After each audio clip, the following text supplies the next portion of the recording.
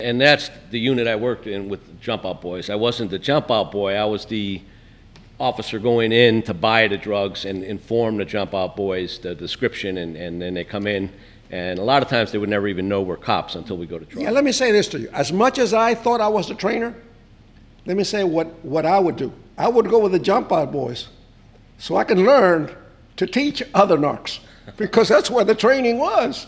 You see, you can talk and talk and talk all you want, but you got to be on the street being chased. That's what changes everything. Fortunately, back then you could do real police work. Oh, yes.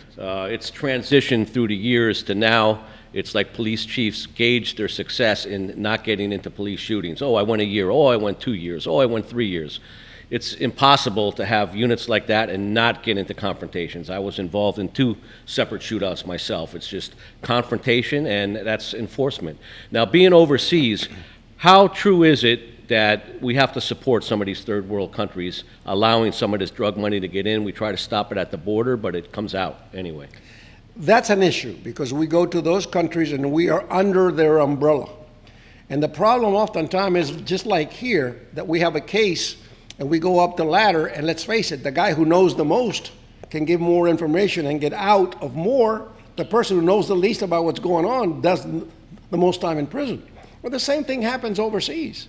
The problem overseas is the political situation. We know that there are people involved in the business, but they are usually the general in charge of the police.